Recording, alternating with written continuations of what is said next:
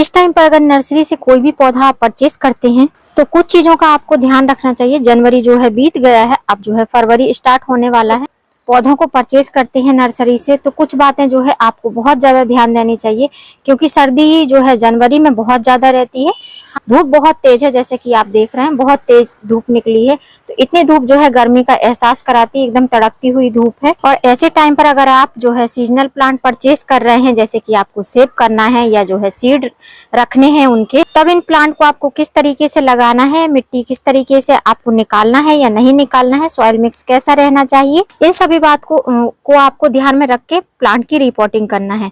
Polybag में plant लाते हैं तो उसको भी आपको किस तरीके से रिपोर्ट करना है आज मैं आपके साथ में दिखाऊंगी। यहाँ पर आप देख रहे हैं ये देसी वाले गेंदे हैं, जो थोड़े से इनकी जो साइज रहती है थोड़ी छोटी रहती है। यहाँ पर जो आप देख रहे हैं ये अफ्रीकन मैरीगोल्ड है, जिनकी साइज काफी बड़ी रहती है, लेकिन इनकी हाइट बहुत छोटी रहती है और फ्लावर का साइज इतना बड़ा रहता है कि इनके फ्लावर जो है धीमे धीमे नीचे की तरफ झुक जाते हैं जब पूरे ब्लूम हो जाते हैं। कई जगहों पर अभी भी बहुत ज्यादा सर्दियां पड़ रही हैं, हमारे यहाँ पर बहुत नॉर्मल सर्दी है। हर जगह के हिसाब से हमारे यहाँ गर्म टेम्परेचर ज्यादा रहता है। जैसे कि आप देख रहे हैं धूप इतनी तेज है, अभी 10 ही बज रहे हैं लेकिन धूप इतनी तेज है कि बहुत तेज ऐसा लगता है, गर्मी का एहसास कराती है धूप। तो ऐसे में हम प्लांट को किस तरीके से रिपोर्ट करें, तो मैं नर्सरी से तो परचेज करके नहीं लाई हूँ। ये मेरे देसी मैरीगोल्ड के प्लांट है जिनको मैंने सीड से ग्रो किया था और कुछ को कटिंग से ग्रो किया था। आज मैं इन्हीं की रिपोर्टिंग करके आपको दिखाऊंगी। प्लांट मैं बहुत ही कम परचेज करती हूँ, अगर एक प्लांट परचेज कर लेती हूँ तो उसी के सीड से मैं सालों साल प्लांट ग्रो करती रहती हूँ।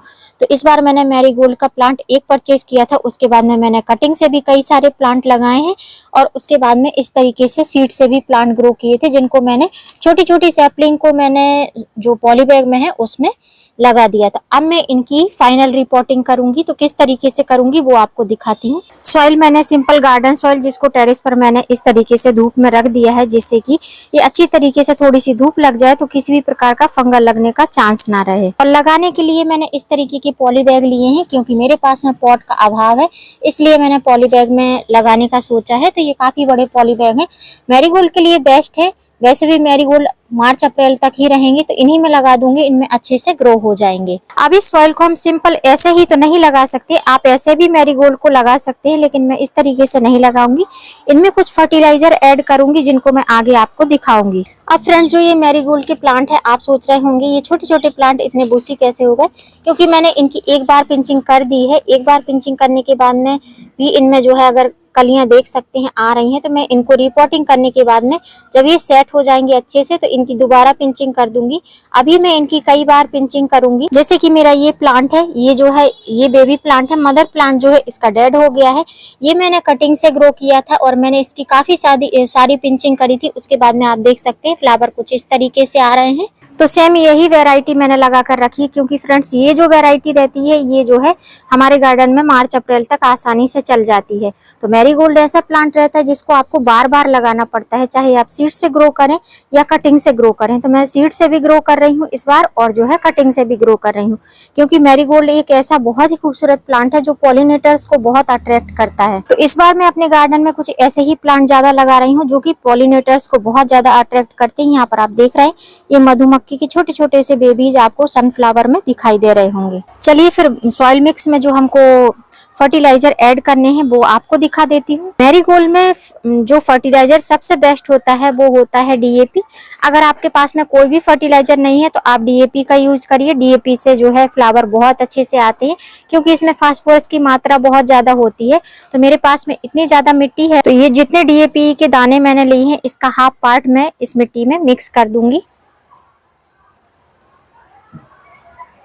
अगर आप गमले के हिसाब से डालते हैं तो आप जो एटमॉस्फेयर है उस हिसाब से आप जो है 4 से 5 दाने डाल सकते हैं। ये जो डीएपी के दाने हैं ये मीडियम साइज के, अगर बड़े दाने हैं तो 4 दाने से ज्यादा ना डालें, और एकदम छोटे वाले दाने हैं तो 8-10 दाने आप डाल सकते हैं। बहुत ज्यादा डीएपी के दाने हो जाएंगे तो आपका जो प्लांट जो है मैरीगोल्ड का वो पत्तियां जो है बर्न करने लगेगा। तो इस चीज का भी आपको ध्यान देना है, बहुत ज्यादा डीएपी यूज नहीं करना है, क्योंकि मौसम जो है हमारे यहाँ पर तो रोज रोज बदलता रहता है। दोपहर को बहुत तेज धूप रहती है और सुबह शाम थोड़ी सी ठंडक रहती है। ये हो गया फर्स्ट फर्टिलाइजर DAP। दूसरा फर्टिलाइजर है ये फंगर और जो है कीड़े मकोड़ों से बचाव के लिए है, ये है नीम खली। ये भी ऑर्गेनिक मटेरियल है, तो इसकी मैं 1 कटोरी मतलब 1 बाउल के हिसाब से मैं डाल दे रही हूँ, क्योंकि बहुत ज्यादा मेरे पास में अभी है नहीं, इसलिए मैं इसका नीम खली का यूज बस 1 ही बाउल कर रही हूँ। आपके पास में फंजीसाइड हो तो फंजीसाइड का भी यूज कर सकते हैं, या जो है आपके पास में पत्ते की जो नीम के पत्ते हों उनका भी यूज कर सकते हैं, या फिर जो है आप हल्दी का भी यूज कर सकते हैं। अब यहाँ पर आप टब में देख रहे हैं ये है गोबर की खाद, सड़ी हुई गोबर की खाद। मेरे पास में गोबर की खाद है, मैं गोबर की खाद यूज कर रही हूँ। अगर आपके पास में बर्मी कंपोस्ट है तो आप बर्मी कंपोस्ट का यूज कर सकते हैं। गोबर की खाद आप अपने हिसाब से डाल सकते हैं, मैं बहुत ज्यादा नहीं डालूंगी, 2 से 3 बाउल में गोबर की खाद का यूज करूंगी। इसमें गोबर की खाद में नाइट्रोजन की मात्रा बहुत अच्छी होती है, जिससे कि हमारे पौधे बहुत तेजी से बढ़ते हैं, और भी इसमें बहुत सारे माइक्रो न्यूट्रिएंट रहते हैं, तो आप इस हिसाब से गोबर की खाद का यूज कर सकते हैं। मैं 3 बाउल डाल रही हूँ, अगर आप बर्मी कंपोस्ट डालते हैं तो 4 बाउल के करीब आप डाल सकते हैं। ये तो हमारा सॉइल मिक्स हो गया है, इसको हमको अब मिक्स कर लेना है। अभी जो है मैं 10 प्लांट ही लगाऊंगी, क्योंकि उतना ज्यादा सॉइल मिक्स है नहीं, जितना सॉइल मिक्स है उसमें अगर 8 से 10 प्लांट भी लग जाते हैं तो बहुत अच्छी बात है। तो सबसे पहले हम इसमें सॉइल मिक्स भर लेते हैं पॉली बैग में। सभी मैं आधा आधा सॉइल मिक्स भर लेती हूँ, आधा आधा पॉली बैग, उसके बाद मैं आपको दिखाती हूँ। तो यहाँ पर आप देख रहे हैं मैंने ग्रो बैग जो है आधे आधे से भर लिए हैं। अब इसके बाद में हम इनकी रिपोर्टिंग करेंगे, जो हमारे मैरीगोल्ड के प्लांट हैं। अब जैसे कि हमने आधी सॉइल भर ली है इस पॉली बैग में, जिसमें हमको रिपोर्ट करना है। अगर इस टाइम पर आप नर्सरी से प्लांट लाते हैं तो उनकी जो है मिट्टी आपको हटाने की बिल्कुल जरूरत नहीं, चाहे रेड सॉइल में हो या जो है नॉर्मल सॉइल में हो। यहाँ पर आप देख रहे हैं सीड से ग्रो प्लांट, देखिए किस तरीके से रूट्स बनी हुई हैं। थोड़ा सा नीचे से इनको हल्का कर दूंगी, जिससे कि रूट जब हमारे ये पॉली बैग में प्लांट लगे तो बहुत अच्छे से ग्रो हो पाए। बस इसी तरीके से करके हमको जो है इसमें मिट्टी भर देनी है। तो अगर आप नर्सरी से पौधा लाते हैं तो आप इस चीज को करें कि जो भी पौधा लाते हैं उसकी मिट्टी आपको हटाने की बिल्कुल जरूरत नहीं है। अभी आप देख रहे होंगे कि मैंने बहुत ऊपर लगाया है पौधा, तो हम जब पॉली बैग में प्लांट लगाते हैं तो हमको थोड़ा सा ऊपर ही लगाना चाहिए, बहुत ज्यादा स्पेस नहीं छोड़ना चाहिए। कारण ये है जब हम पानी डालते हैं तो पॉली बैग में पानी काफी टाइम तक रहता है, और दूसरी बात अगर आप ज्यादा सैंड डाल देते हैं तो पानी बहुत जल्दी से सूख जाता है। तो आपको इस चीज का ध्यान देना चाहिए। अगर आपकी मिट्टी में सैंड की मात्रा थोड़ी कम है, जैसे कि मेरे में जो मैं पहले जो सॉइल बनाई थी गार्डनिंग के स्टार्टिंग में, वही सॉइल है मेरी, मैं सॉइल बार बार चेंज नहीं करती हूँ, तो उसी सॉइल वही सॉइल होने के कारण मैं इसमें सैंड नहीं डालती हूँ, तो इसमें जो है मॉइस्चर मेंटेन रहेगा। तो मैंने बहुत ज्यादा गैप नहीं छोड़ा है, इतना ही कि जितना हमारे पौधे को पानी मिल जाए उतना ही हमने गैप छोड़ा है, बस लगभग इतना गैप छोड़ा है जितने में पानी रुक जाए। मैरीगोल्ड को बहुत ज्यादा पानी की नीड नहीं होती है, इसलिए आपको ज्यादा पानी देने की जरूरत नहीं है। मैरीगोल्ड के प्लांट को अगर आप ज्यादा पानी देंगे तो ये ज्यादा पानी से भी मर जाता है, कम पानी से भी मर जाता है। तो इस चीज का आपको ध्यान देना, ना बहुत ज्यादा पानी देना है ना बहुत कम पानी देना है। इसी तरीके से अगर आप लाते हैं नर्सरी से तो पौधे को रिपोर्ट कर सकते हैं। तो मैं पहले सभी पौधों की रिपोर्टिंग कर लेती हूँ, उसके बाद में आपको दिखाती हूँ। तो फ्रेंड्स प्लांट जो है रिपोर्ट हो चुके हैं और इनको मैंने उनकी सेम जगह पर रख दिया है, जिससे कि इनको ऐसा ना लगे कि हम कहीं दूसरी जगह आ गए हैं। जहां से आप सीडलिंग या जो रिपोर्ट करते हैं उनको उसी जगह पर रखें। अब इसके बाद में हमको इनमें करनी है वाटरिंग। पानी हमको उतना ही देना है, मिट्टी मेरी थोड़ी सी नम थी तो पानी बस उतना ही देना है जितनी की प्लांट को जरूरत है, उससे ज्यादा हमको पानी नहीं देना है।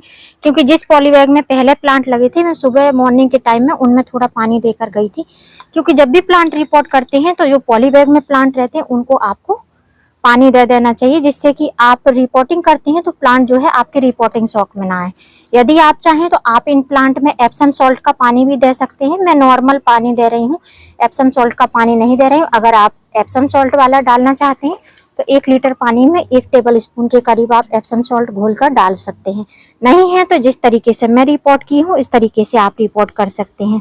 तो देखिए कुछ में से तो जो है पानी तुरंत ही निकल गया है। तो इस तरीके से अगर आपके पास में भी कोई भी सीजनल प्लांट है उसकी रिपोर्टिंग करनी है तो आप कर सकते हैं।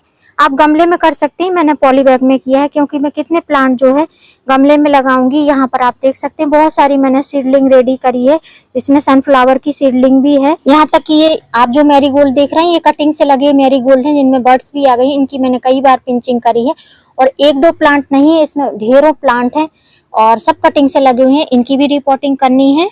तो फ्रेंड्स, अगर वीडियो हेल्पफुल लगा हो तो वीडियो को लाइक करना। बहुत जरूरी बात, रिपोर्टिंग करने के बाद में अगर आप इन प्लांट को बुशी बनाना चाहते हैं, आप चाहते हैं आपके छोटे से प्लांट में इस तरीके से ढेरों सारी कलियां और फ्लावरिंग हो, तो अभी इन प्लांट में आपको पिंचिंग करते रहना है। इनमें बर्ड्स अगर आती हैं तो इनको आपको पिंच कर देना है। पिंच करने के लिए आपको करना क्या है, जैसे कि ये प्लांट है, इसमें बर्ड्स आ गई है, तो इसका ऊपरी भाग जो ऊपर का पार्ट है आपको इस तरीके से पिंच कर देना, हटा देना है, जिससे कि प्लांट में नई नई ब्रांचेस आएंगी और आपका प्लांट बुशी होगा। जितना ही बुशी प्लांट होगा उतनी ही ज्यादा इसमें जो है कलियां बनेंगी और उतने ही ज्यादा फ्लावर ब्लूम होंगे। फिर मिलती हूँ किसी नए वीडियो में नए टॉपिक के साथ, तब तक के लिए हैप्पी गार्डनिंग।